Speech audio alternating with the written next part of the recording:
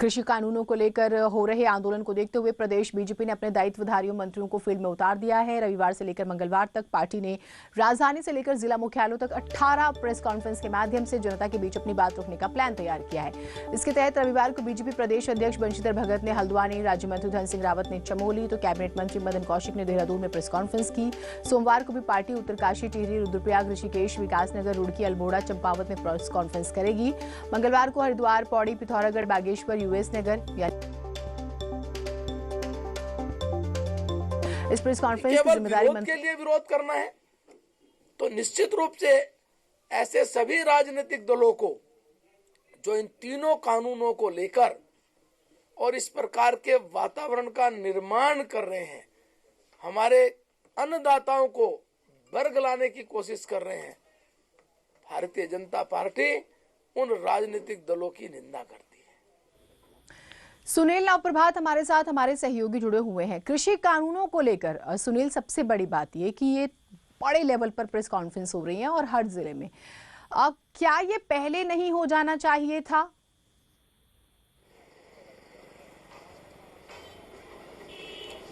देखिए जीनत, बीजेपी की बहुत पहले से ये रणनीति रही है कि वो प्रत्येक जिले से लेकर किसानों के जो छोटे छोटे समूह हैं उनके बीच जाकर अपनी बात रखे, और ये क्रम लगातार जारी भी था। लेकिन इस बीच जो किसान आंदोलन ने जोर पकड़ा, उसके बाद बीजेपी फिर से एक्टिव हुई है। और जिस तरह से आप देखेंगे कि 3 दिन का एक शेड्यूल बीजेपी ने तय किया है कि 3 दिनों में राजधानी देहरादून से लेकर सीमांत जिलों तक प्रत्येक जिला मुख्यालय पर करीब 18 प्रेस कॉन्फ्रेंसें होंगी। और इसके लिए बीजेपी ने अपने मंत्री, राज्य मंत्री, दायित्वधारी और जो प्रदेश पदाधिकारी हैं उनको फील्ड में उतारा है। और मकसद एक ही है कि जनता के बीच जो कृषि सुधार किए गए हैं उनकी बात हूबहू पहुँचे, जनता के बीच जो भ्रम की स्थिति पैदा हुई है, किसानों के बीच जो भ्रम की स्थिति पैदा हुई है, उसको दूर किया जाए। खासकर अगर राजधानी में आज मंत्री मदन कौशिक ने प्रेस कॉन्फ्रेंस की, उन्होंने सीधे तौर पर आरोप लगाया कि राजनीतिक दल किसानों को बरगला रहे हैं। उनका कहना है कि सरकार लगातार किसानों के हित में काम करती आई है। उन्होंने एग्जाम्पल दिया कि प्रधानमंत्री किसान सम्मान निधि योजना के तहत अभी तक 10 करोड़ 60 लाख किसानों को सीधे तौर पर लाभ मिला है। ये बड़ी बात है कि सरकार लगातार किसानों के हित में काम कर रही है। उन्होंने कहा कि जो कृषि सुधार किए गए हैं वो समय की जरूरत थी, ताकि भारत का किसान आने वाले समय में ग्लोबली मंच पर स्टैंड कर पाए, पूरे विश्व के किसानों के साथ फाइट कर पाए, इसलिए कृषि सुधार किए गए हैं। जी, लेकिन सवाल यही फिर सुनील, जब हम उत्तराखंड के किसानों की बात करते हैं, देखिए हर स्टेट की अपनी एक स्पेशलिटी है, तो उत्तराखंड के किसानों के कौन से महत्वपूर्ण मुद्दे हैं? क्योंकि आज एक मीटिंग का भी जिक्र हो रहा है कि उत्तराखंड के किसान जो है वो कृषि मंत्री से भी मुलाकात करेंगे, तो फिर उसमें क्या बात वो कर सकते हैं, ये भी बहुत जरूरी है। और हम देखते हैं कि कृषि बहुत मुनाफे का सौदा नहीं रह जाता, इसलिए एक पलायन की समस्या आती है। तो हम अपनी जब उत्तराखंड की बात करते हैं तो वो बहुत इंपॉर्टेंट है कि हम यहीं पर बेहतर फैसिलिटीज दे सकें, और जब चुनाव सामने है तो और बड़ा चैलेंज है।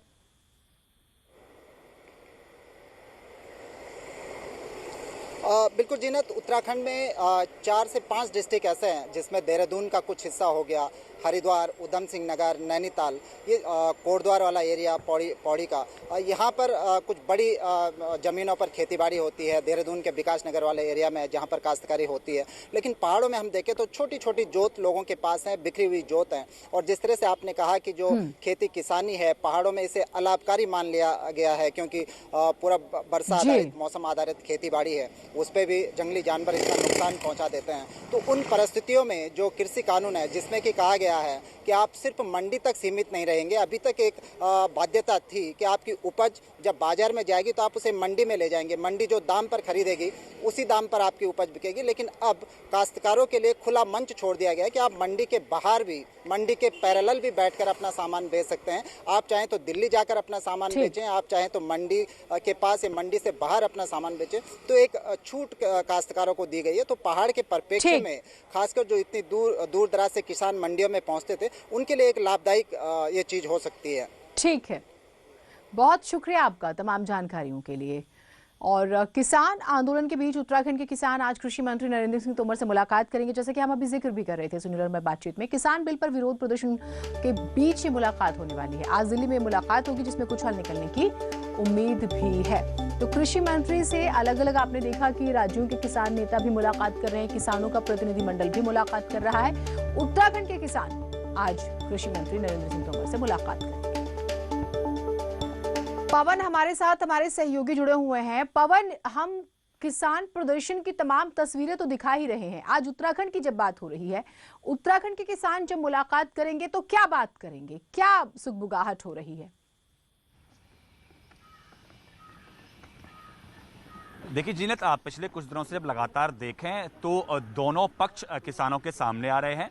कुछ किसान जो है वो लगातार विरोध कर रहे हैं और कुछ किसान इसके समर्थन में भी सामने आ रहे हैं। जैसे हमने पिछले कुछ दिनों पहले देखा कि हरियाणा के जो किसान संगठन थे, उन्होंने कृषि मंत्री के साथ मुलाकात की और उन्होंने अपना समर्थन इस बिल को दिया।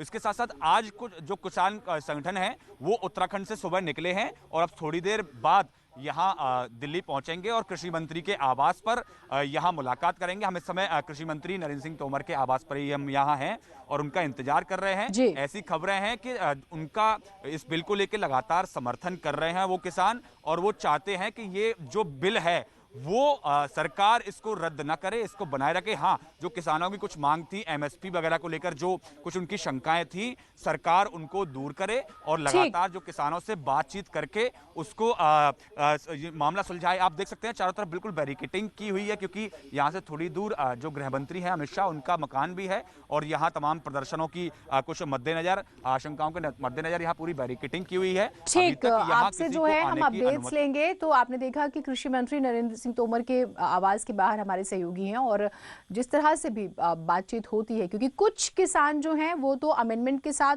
सेटिस्फाई है कि ठीक है आप अमेंडमेंट्स कर दीजिए, लेकिन कुछ ऐसा कह रहे हैं कि नहीं आप वापस ही लीजिए कानून, और यहां पर चीजें खराब हो रही हैं, फंस रही हैं। पूर्व मुख्यमंत्री हरीश रावत एक बार फिर से सुर्खियों में आ गए हैं। हरीश रावत ने बीजेपी के प्रदेश अध्यक्ष बंशीधर भगत पर तंज कस दिया।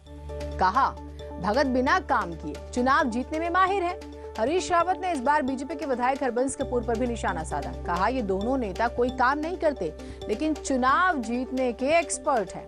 हरीश रावत ने तो ये भी कह दिया कि 2022 में इनकी पार्टी बीजेपी इन दोनों ही नेताओं को रिटायर कर देगी, तो मैं तब बनने वाले मुख्यमंत्री से अपील करूंगा कि इन दोनों के लिए एक इंस्टीट्यूट खोल दें, जिसमें ये दोनों नेता बिना काम किए चुनाव जीतने की जो कला है वो नौजवानों को सिखा सके। हरदा ने कहा कि भगत और कपूर को इंस्टीट्यूट का प्रिंसिपल और डिप्टी प्रिंसिपल बना।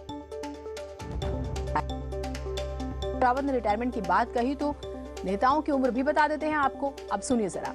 हरबंस कपूर की उम्र 74 साल है, भगत की उम्र 70 साल है, जबकि हरीश रावत की खुद की उम्र 70 साल है। वो खुद को नौजवान मानने वो एक अलग मसला है। हरीश रावत और बीजेपी नेताओं के बीच जुबानी जंग लगातार जारी है और बंशीधर भगत भी हरीश रावत पर लगातार हमले करते हैं। हरीश रावत कभी अपनी पार्टी के नेताओं के तो कभी विरोधी पार्टी के नेताओं के निशाने पर लगे ही रहते हैं। जी को मैंने अपना गुरु मान लिया, बल्कि भगत जी और हरवंश कपूर दो ऐसे लोग हैं, जब ये 2022 में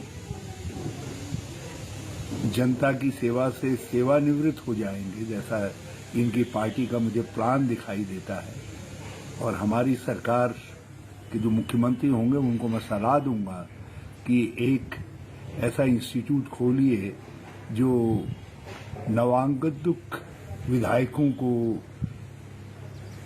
वो टेक्निक बता सके कि बिना काम किए कैसे चुनाव जीता जाता है, क्योंकि ये दोनों लोग चुनाव जीतने की कला में महारथी हैं।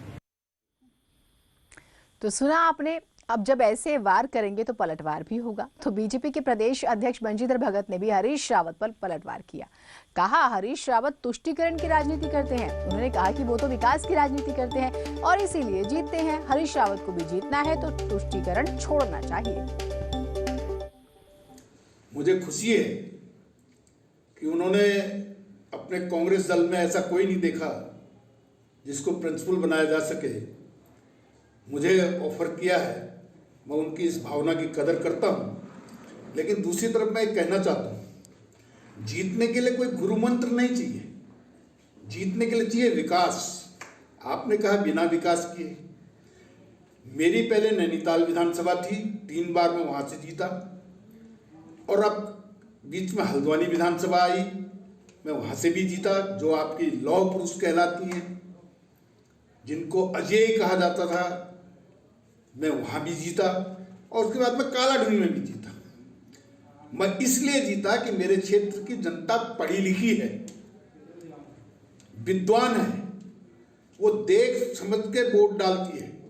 कोई गुमराह करे, अंधेरे में रखकर वोट ले, तुष्टीकरण की राजनीति करे, इसके लिए वोट नहीं देती, काम पर वोट देती है। समझदार जनता है। इन दोनों ही नेताओं में बेशक उम्र का फासला हो, लेकिन एक खासियत है, दोनों ही जिंदा दिल किस्म के नेता हैं। आगे बढ़ते हैं। कोटद्वार के पास कालागढ़ इलाके में जाने के लिए पिछले 2 सालों से फॉरेस्ट की सड़कें बंद हैं। अब इस पर विपक्ष सवाल उठा रहा है। पूर्व मंत्री सुरेंद्र सिंह नेगी का आरोप है कि वन विभाग की ओर से पैरवी न करने की वजह से 2 सालों से कालागढ़ का रास्ता बंद है। उनका कहना है कि एक ही विधानसभा क्षेत्र के एक हिस्से से दूसरे हिस्से तक जाने के लिए उत्तर प्रदेश से होकर गुजरना पड़ता है। वन मंत्री हरक सिंह रावत का कहना है कि सरकार की ओर से लगातार कोशिश की जा रही है कि कोर्ट से सड़क पर लगी रोक को हटाया जाए। और पैरवी न करने के कारण PIL अक्सर जो है लंबित रह जाती है, जिसकी वजह से कोटद्वार वासियों और कालागढ़ वासियों और यहाँ तक कि रामनगर के लोगों को बहुत लंबा एक सफ़र तय करना पड़ रहा है। आज की तारीख में GMOE की तमाम बसें नजीबाद होते हुए, अफजलगढ़ होते हुए कालागढ़ जाती हैं। अब हम फिर से कोशिश कर रहे हैं कि जो जेमो की कोटद्वार से रामनगर जेमो की बस या लोग जाते थे, उसकी शुभारंभ के लिए माननीय न्यायालय से हम जो स्टे है उसको वैकेट कराने के लिए माननीय न्यायालय से अनुरोध कर रहे हैं और इसके लिए हमारा वन विभाग पूरी तरह से प्रयास कर रहा है।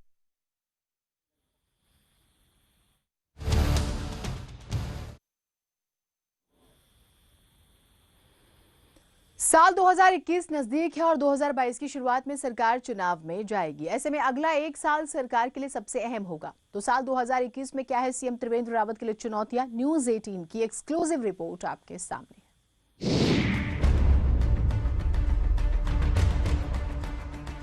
साल 2021 की शुरुआत में अब चंद दिन ही बचे हैं और 2021 की शुरुआत के साथ ही शुरू हो जाएगा सरकार का आखिरी 1 साल।